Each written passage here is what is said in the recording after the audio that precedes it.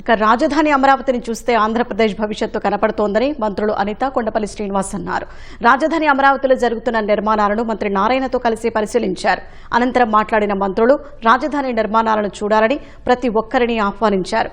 మావిగనంటూ మాట్లాడుతున్న వ్యక్తి ఇక్కడికి వచ్చి నిర్మాణాలు చూడాలని మంత్రి అనిత సూచించారు. ఐకానిక్ భవనాల నిర్మాణాలను చూస్తే అభివృద్ధి ఏంటో తెలుస్తుందన్నారు.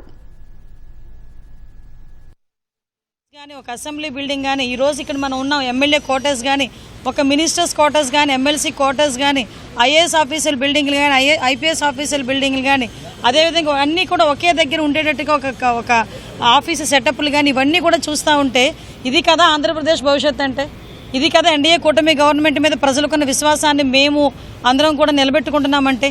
అంటే ఇలాంటి ఎస్టాబ్లిష్మెంట్ అన్నీ ఉన్న చోట తిరిగి అతను బుద్ధి లేకుండా మావిగన్ అని పేరు చెప్పి మళ్ళీ ఇంకొక కన్ఫ్యూషన్కి తెరలేపటం.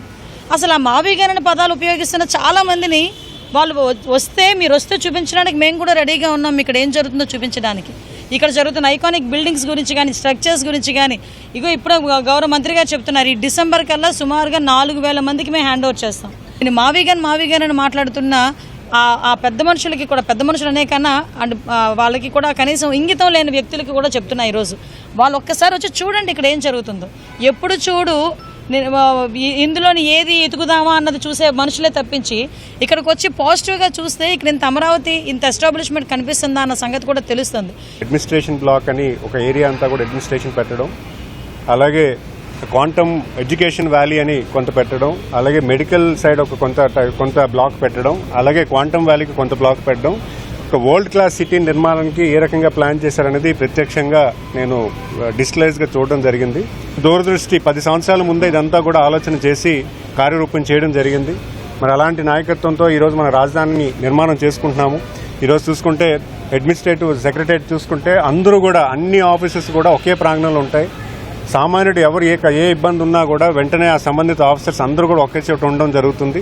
అలాగే అడ్మినిస్ట్రేషన్లో కూడా నిర్ణయాలన్నీ కూడా అందరూ ఒకే చోట ఉంటారు కాబట్టి నిర్ణయాలు కూడా చాలా ఫాస్ట్గా ఉంటాయి. సో అన్ని బిల్డింగ్స్ కూడా రేపు డిసెంబర్ టార్గెట్గా పెట్టుకొని ఈరోజు ఎమ్మెల్యేస్కి ఆల్మోస్ట్ కంప్లీట్ అయిపోయింది, ఎమ్మెల్సీస్ కంప్లీట్ అయిపోయింది, మినిస్టర్స్ కూడా అవుతుంది.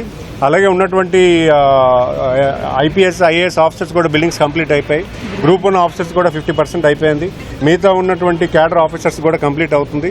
కంపెనీస్ కూడా సుమారు 31,000 మంది అమరావతిలో పనిచేస్తున్నారు మన రాజధాని కోసం. ముఖ్యంగా నేను చెప్పేది ఏంటంటే మనం ప్రపంచ స్థాయిలో ఉన్నటువంటి అమరావతిని మనం నిర్మించుకుంటున్నాము. మన రాజధాని మన అమరావతిని ప్రతి ఒక్కరూ కూడా భవిష్యత్తు కాలంలో అప్రిషియేట్ చేసేలాగా ఈరోజు గౌరవ ముఖ్యమంత్రి గారు కార్యరూపం చేస్తున్నారు.